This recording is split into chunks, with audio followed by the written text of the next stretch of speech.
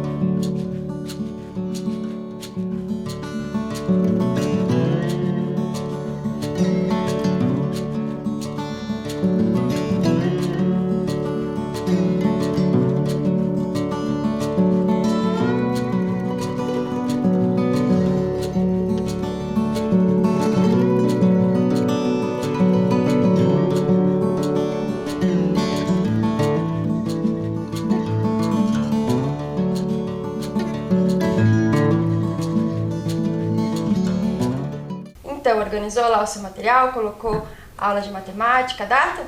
Preparados para a nossa primeira problematização? Então vamos lá. Proposta 1. Observe a sequência abaixo. Então repare que aqui nós temos uma sequência numérica, né? Então ela começa lá no 6, dando sequência 12, 18, 24, 30 e 36. Note que nós temos aqui reticências, significa que essa sequência ela tem continuidade. Então, qual será o próximo número dessa sequência? Então, item A, qual é o próximo termo dessa sequência? Então, observe qual é o padrão que está acontecendo na passagem de um número ao outro. Vou dar um tempo para você pensar e a gente já volta para conferir.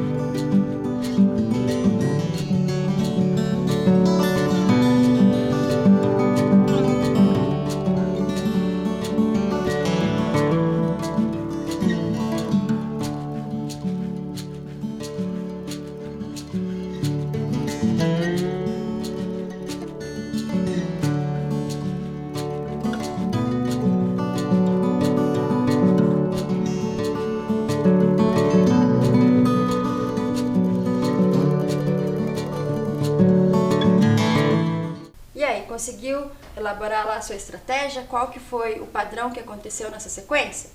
Então vamos observar aqui comigo. Então nessa resolução, o que está acontecendo? Do 6 para o 12, nós adicionamos 6. Do 12 para o 18, também adicionamos 6. Do 18 para o 24, adicionamos 6. Do 24 para o 30, adicionamos 6. E do 30 para o 36, também adicionamos 6. Logo, né, o próximo termo dessa sequência, o 36 mais 6, nos resulta em 42. Agora eu quero que você pense um pouquinho, será que existe uma outra formação para essa sequência? Será que apenas essa regra de formação se estabelece aí para a gente poder determinar esse número? Vou dar um minutinho aí para você pensar qual que seria a próxima, ou se existe, né, um outro modo de pensar essa resolução. A gente já volta.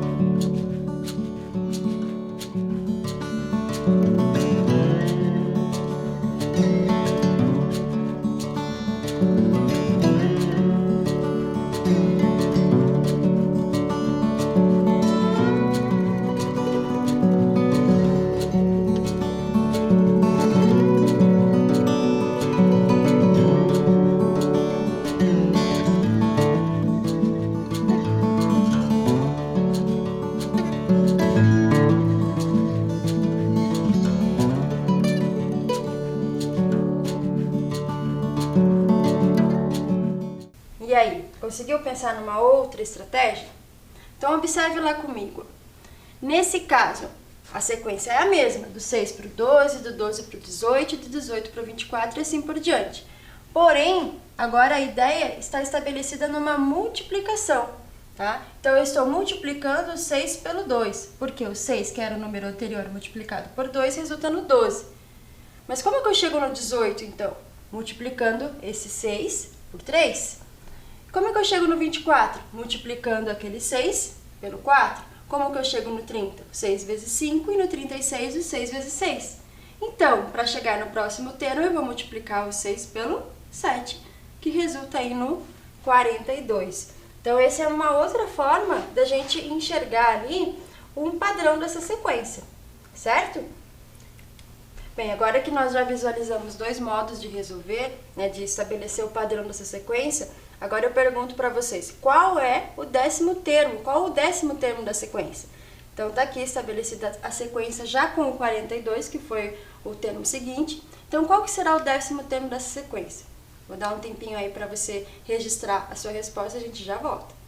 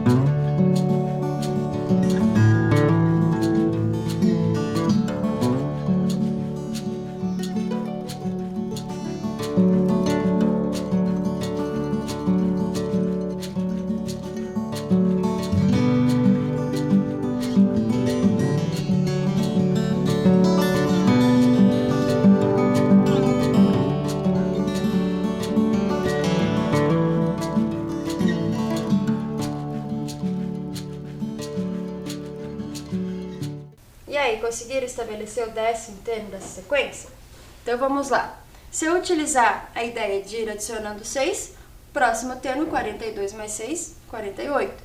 O próximo, 48 mais 6, 54.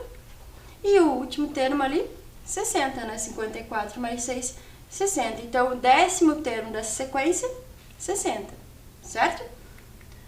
Agora, qual é a lei de formação dessa sequência?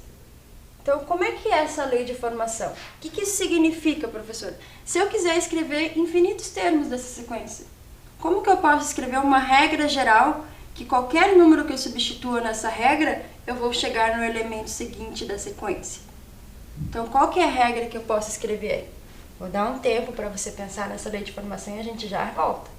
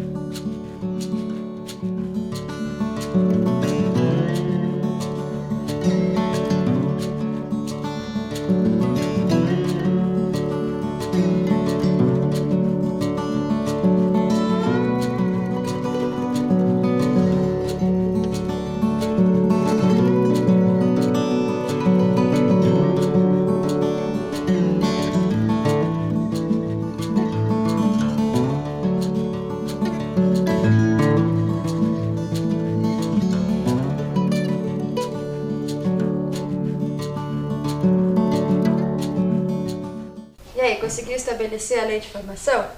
Bem, observe lá, uma das ideias, estratégias que nós podemos utilizar é a multiplicação, lembra?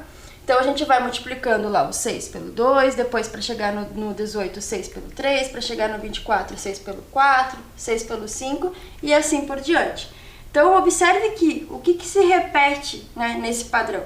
O 6. E ele está multiplicando por números que estão em crescente, de 1 a 1, né? O 2, o 3, o 4, o 5 e assim sucessivamente até a gente chegou no 60, que foi o item B que nós respondemos. Se eu der continuidade nessa sequência, né, como é que eu posso representar, né, essa lei de formação? Então eu posso usar uma letra, né, ou seja, uma variável, para representar qualquer número dessa sequência, multiplicado por 6, ok? Então, sempre que eu multiplicar, por exemplo, o 6 pelo 2, quem que eu vou chegar? No 12. O 6 pelo 3, eu vou chegar em quem? No 18. E assim, sucessivamente. Se eu der continuidade aqui, ó, 6 vezes o 10, quem que é o próximo? 6 vezes o 11. Então, eu sei que o próximo termo da minha sequência é o 66, ok? Então, vamos lá para a nossa próxima problematização. Proposta 2, é uma proposta retirada da prova do Enem Digital de 2020. Ó. O gráfico mostra o início da trajetória de um robô que parte de um ponto A. Ele está na coordenada 2 para x e 0 para y, movimentando-se para cima ou para a direita, com velocidade de 1 unidade de comprimento por segundo no plano cartesiano. Então, a velocidade dele é de 1 unidade de comprimento para cada segundo. Então, ele se moveu 1 unidade em 1 segundo, né? Se move mais 1 unidade, dá mais 1 segundo, ou seja, totaliza 2 segundos e assim por diante. Vamos observar aqui no gráfico, no plano cartesiano. Então, ó, 1 unidade de comprimento por segundo. Então, 1 unidade, ele leva 1 segundo. Mais 1 unidade, 1 segundo. Mais 1 unidade, 1 segundo. Então, o gráfico exemplifica essa trajetória durante 6 segundos. Supondo que esse robô continue essa mesma trajetória, qual será a sua coordenada após 18 segundos de caminhada, contando o tempo a partir do ponto A? Então, o ponto A está aqui. Até essa coordenada aqui, ou seja, até o final aqui de onde ele percorreu, ele deu um tempo de 6 segundos, que está registrado aqui, ó, 6 segundos. Então, se ele continuar, né, nessa mesma trajetória por 18 segundos, qual que vai ser a coordenada agora dele? Então, observe lá que eu vou ter um padrão, né, de movimento, de trajetória, e eu quero saber qual é a coordenada de onde vai parar esse trajeto. Vou dar um tempo aí para você pensar, né, observe bem ali o plano cartesiano e a gente já volta.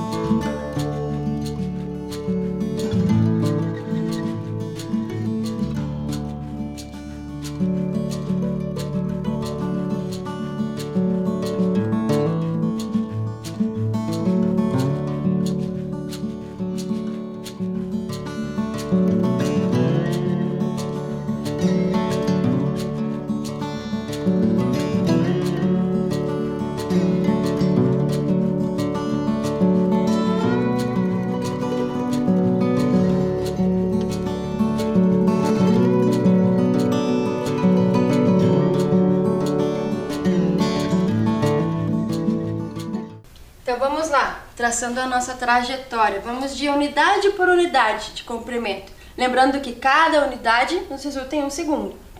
Então, dando continuidade aqui na trajetória. Mais uma unidade, mais 1 segundo. Então, já tínhamos 6 segundos. Agora nós temos 7. 8, 9, 10, 11, 12, 13, 14, 15, 16, 17, 18 segundos. Então agora nós temos que analisar qual que é essa coordenada. Ó. Meu ponto vai parar aqui. Então para x, lembrando que quando a gente vai colocar uma coordenada, a gente tem uma ordem, né? Que a gente primeiro coloca a coordenada x e depois a coordenada y. Então na coordenada x, qual o número que nós estamos observando aqui? O 14. E para a coordenada y, o número 6. Ok? Então vamos observar lá. Ó. Coordenada x, 14. E a coordenada y, 6. Então 14 e 6. Respondendo então, ó, qual será a sua coordenada? 14 e 6. 14 para x e 6 para y. Certo? Então vamos lá para a nossa próxima problematização. Proposta 3. Em um paralelogramo, as coordenadas de 3 vértices consecutivos são, respectivamente, 1 e 4, 2 negativos e 6, 0 e 8. A soma das coordenadas do quarto vértice é... Então, observe, você tem lá um paralelogramo, você tem as coordenadas dos 3 vértices consecutivos, mas lembre-se que o paralelogramo, quantos vértices ele tem? E são, respectivamente, essas 3 coordenadas estão aqui estabelecidas. Qual é a soma das coordenadas do quarto vértice? Vou dar um tempo aí para você pensar e a gente já volta.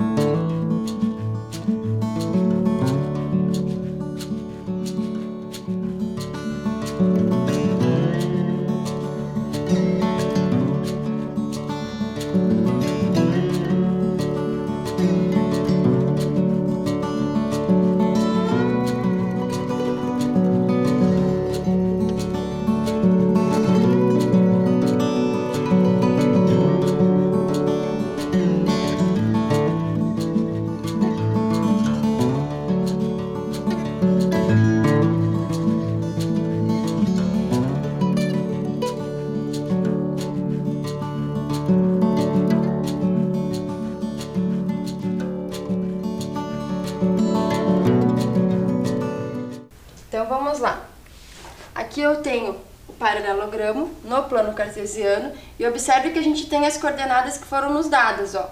1 e 4, 2 negativos e 6 e 0 e 8. Para fechar o paralelogramo, nós precisamos de uma quarta coordenada, né? E o que a gente sabia? O que foi perguntado, perdão? A soma das coordenadas do quarto vértice é. Então, para poder fechar esse paralelogramo, o que nos resta para a quarta coordenada? As coordenadas 3 e 6, certo? Então, qual que é a soma, né, dessas coordenadas? Então, 3 mais 6 nos resulta em 9. Então, observe bem a pergunta, tá? Ele está perguntando a soma das coordenadas e não só a coordenada x ou a coordenada y.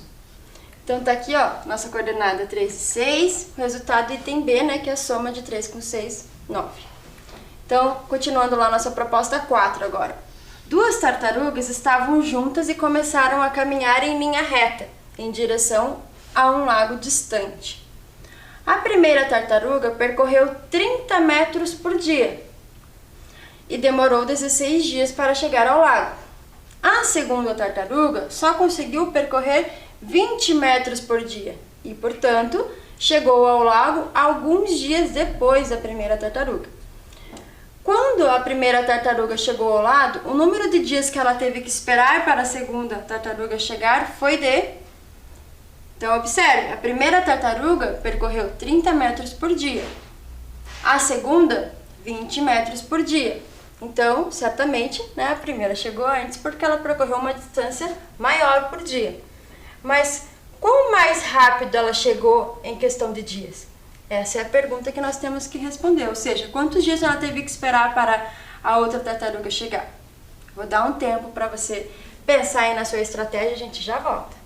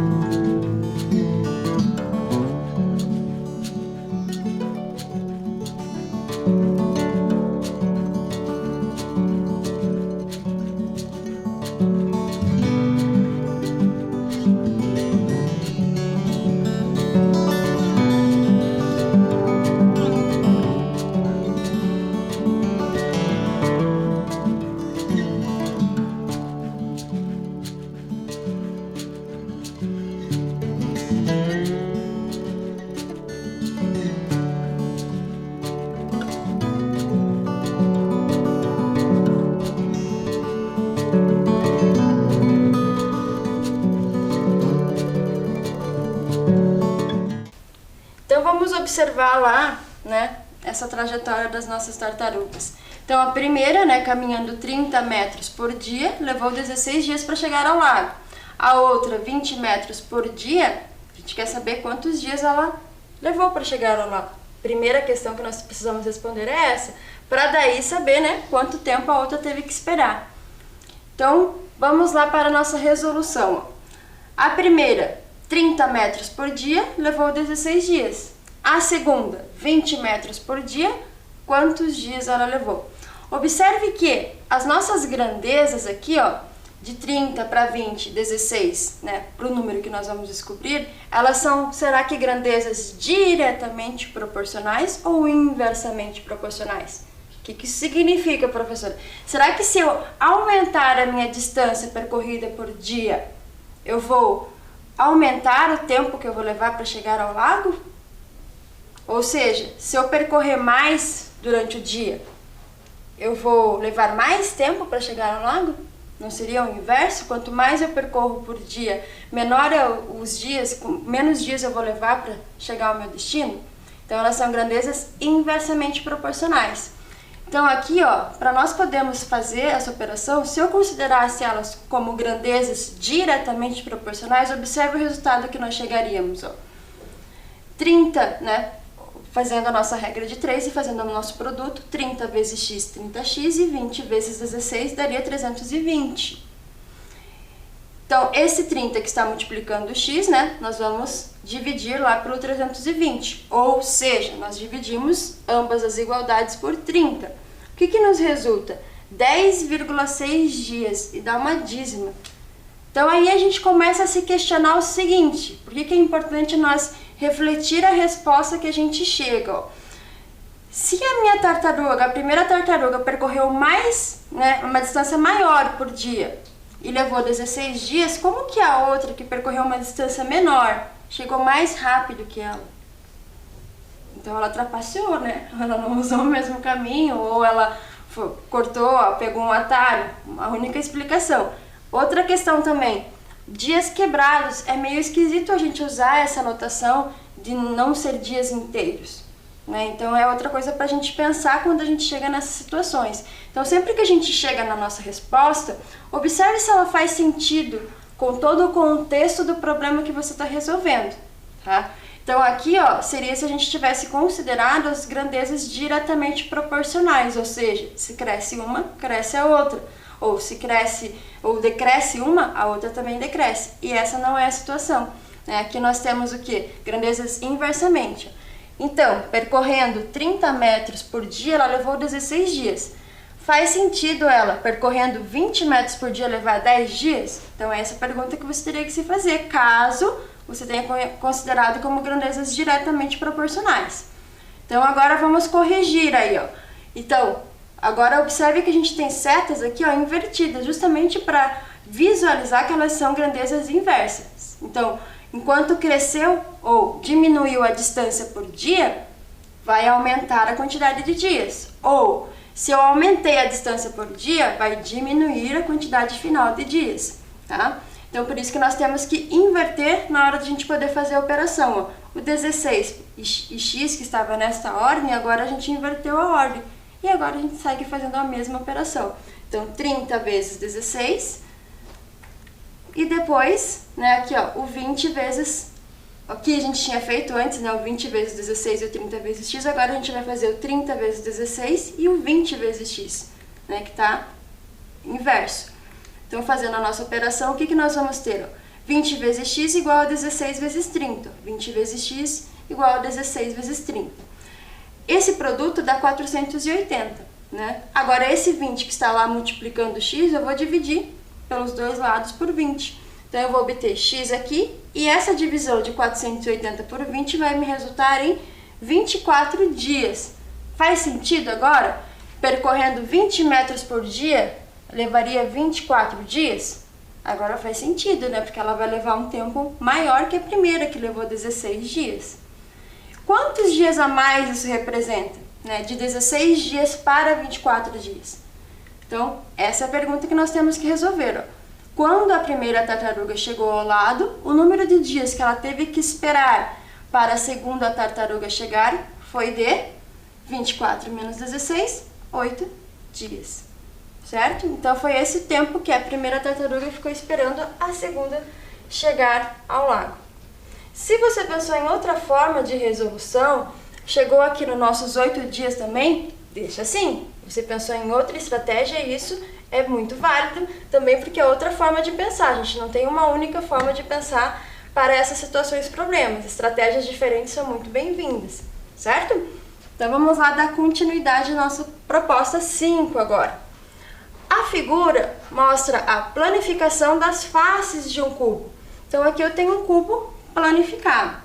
Nesse cubo, a face oposta, a face X, é... Então onde é que está a nossa face X? Ó, ela está aqui. Então se eu montar esse cubo, né, ou transformar novamente numa figura tridimensional, porque aqui é uma figura bidimensional, são 2 dimensões, pois ele está planificado. Se eu voltar para tridimensional, qual que vai ser a face oposta a ele? Então imagina essa reestruturação do cubo. Pensa um pouquinho como é que seria ele montado novamente, na tridimensionalidade dele. Vou dar um tempo para você pensar e a gente já volta.